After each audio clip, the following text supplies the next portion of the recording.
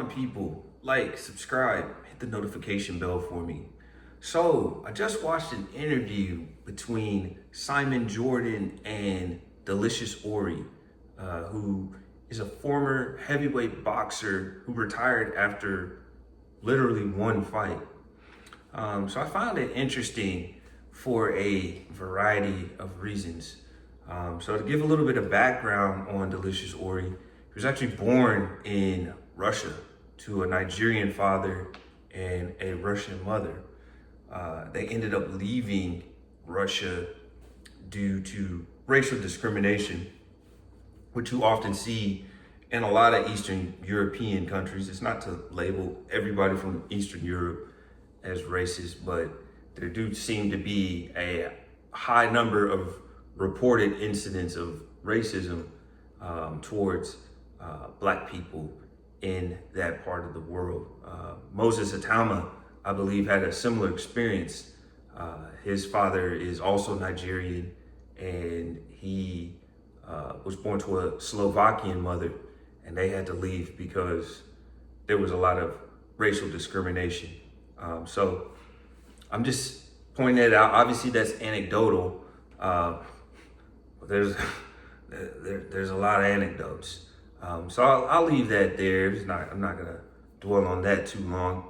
But anyways, they ended up moving or immigrating to the United Kingdom, and Delicious ends up taking up amateur boxing and having a decent amount of success. Now, a quick aside about his name.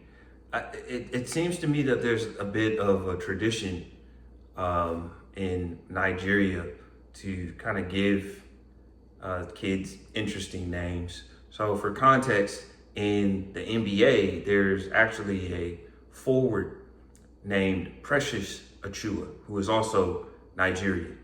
And then, of course, Moses Atama, that's kind of an interesting name. Of course, it's biblical, but you don't normally encounter too many people with that kind of name. So it seems to be something in a Nigerian culture. My Nigerian people can educate me on that, where they tend to select pretty idiosyncratic names. Now, Delicious is definitely out there, but if you're waiting on me to say pause every 5 seconds, I'm 33 years old. I'm too old for that. So if you have some issues with your sexuality where you have to say pause at any hint of homosexual innuendo, you need to work that out within yourself. So I'm not gonna do that.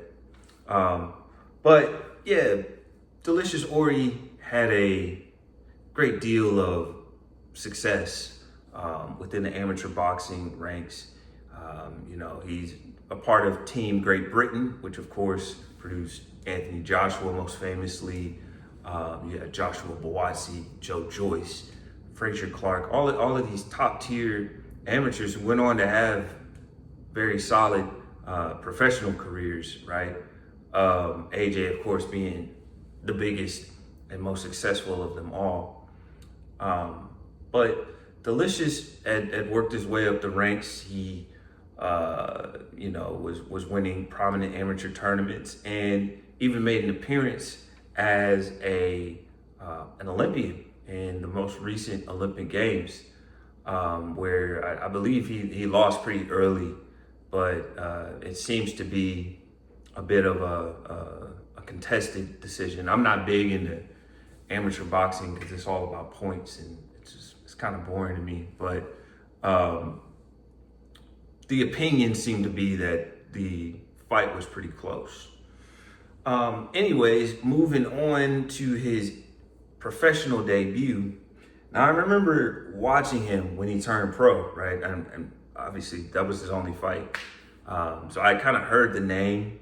Like I said, I don't really follow amateur boxing. Like, I had heard that Moses Atama was gonna be the next big sensation, but I didn't really start paying attention until he had a few pro fights, and I went back and watched some of his amateur fights, and I'm like, oh wow, this guy's really good.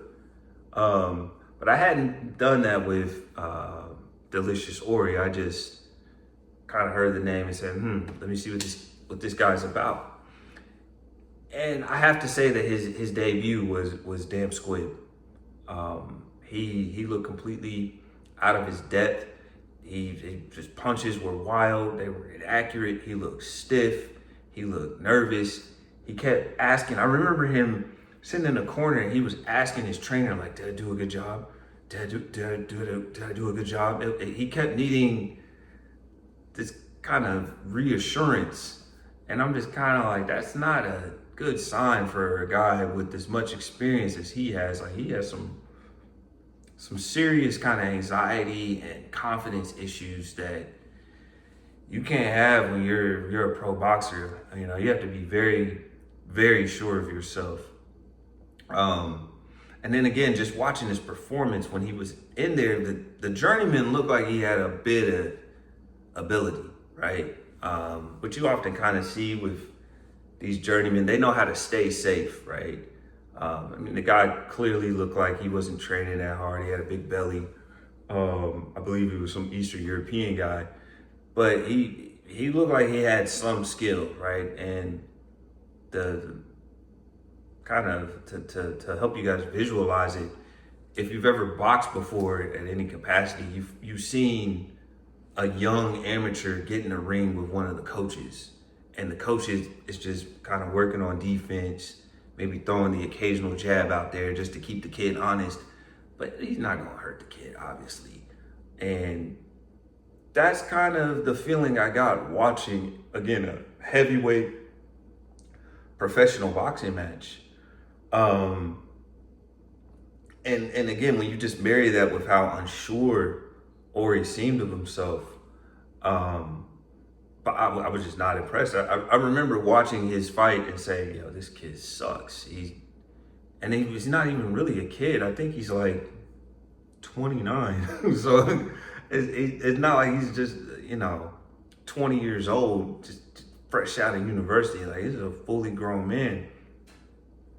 So I just remember not being impressed. So when the news came out that he decided to retire, I wasn't that surprised by it, to be frank with you. I wasn't that surprised by it. Again, just given how poor he performed in a debut where, for people who aren't as familiar with boxing, this is common for every, especially top tier prospect who had a good amateur career.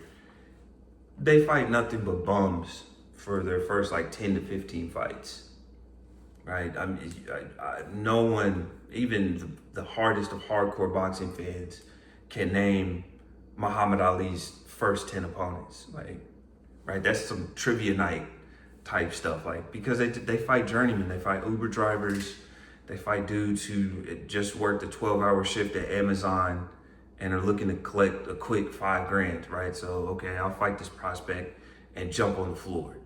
So it's designed for the prospect to look good. Everything is weighted in their favor. And he couldn't perform under those circumstances. So I wasn't surprised that he retired. But I found his interview with Simon Jordan to be interesting because he was very candid. He didn't try to say, oh, well, things went wrong, and oh, I had this going on in my personal life, and I had baby mama drama, I had money problems, I was dealing with this, mental health. We know all the celebrities love to run to mental health. He was honest. He just said, yeah, I'm not about that life. He was blunt about it, right? And that way I can relate with him because I did a little bit of boxing, and I remember there was this guy at my old gym back where I used to live, and this dude used to give me fits. I used to be scared of this nigga. I ain't even gonna lie. I used to be terrified of this dude. I used to be absolutely terrified of sparring him, right? Whenever we would have sparring days on Saturdays, like we come to the gym at like 6 o'clock in the morning and like spar, do strength and conditioning, all of that. Like I was really getting into like boxing because I wanted to do well for this fight. It was a bucket list item of mine. And because I fought at 200 pounds, right, which is right below super heavyweight, I'm obviously gonna get a lot of rounds in with super heavyweights. And even for 200 pounds, I was undersized because I basically just fought at my natural weight. I never thought about cutting down to light heavyweight. I just wasn't doing that to my body. So I fought at 200 pounds and, you know, I'm sparring this guy who's a big super heavyweight. He can punch, and every spar was just like, I'm counting the seconds. I'm looking at the clock every 10 seconds. Just, Jesus, can this be over? Like, I hate sparring this guy. Like, I was scared of him. I'm not gonna lie. But fast forward, you know, my man's, because we were cool. Like, there was no animosity, right? We'd always touch gloves and stuff and hug each other. It was all love. But fast forward, the guy who was giving me problems has a fight, a Golden Gloves fight, at the Black Expo in my hometown. And mind you, this dude is like in his late 20s, early 30s. He's a fully grown man. He has a fight against a 19-year-old. And when I mean he got knocked out in like 1 minute, and this is an amateur fight, but they'll stop a fight in amateurs for someone having a bloody nose or getting a black eye, right? They stop a fight like that in the amateurs. And I just remember my buddy getting laid out by this 19-year-old. Just like a kid just looked at him for a second, touched him with the jab, came over to the top with her right hand, and that was all she wrote. And I just remember sitting there thinking, oh, this ain't for me, you know? And I just had that conversation with myself. I mean, I was kind of deluded. I was feeling myself. I was really getting into it. I was training all the time, spending all my money on boxing gear, buying new gloves. And I mean, I appreciate that period of my life. And I still like to train, but I'll never be that serious about boxing again. And I just had to be honest with myself. Like, dude, I love boxing. This sport is amazing. It's helped me overcome some mental hurdles in life. But I ain't about that life like that. And I respect Orie for being honest about the fact that he went into boxing and he found out about himself and he realized this ain't it. I'm not built for this. He did more than a lot of people online talking who would never lace up a pair of gloves, who would never hop in the ring, who would never spar anyone. Yet they come online and they like to shit on fighters when they lose. I respect that about Orie, right? Because it's a hard game, and like, look at Joe Joyce. Look at Joe Joyce, man. Boxing will chew you up and spit you out. Like, and Joe Joyce was on the verge of having a title shot before he fought Jean. And if he had been smart, he would have ducked that fade and waited until he got a title shot. But he gave the fans what they wanted. The fans wanted blood, right? There's a bloodlust throughout society. That's just the truth of it, right? There's morbid curiosity. We want to see violence. We want to see carnage, right? That's why none of us can look away from a car crash. That's why true crime is always going to be popular, because people are just, they're fascinated by violence and chaos and you know, everything that comes with it.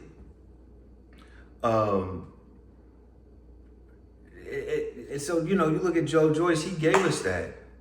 And he has nothing to show for it. I mean, I'm sure he made decent money, but I don't think he made the kind of money where he can just retire to, I don't know, Bali or Monaco or something like that and just live the good life until he dies.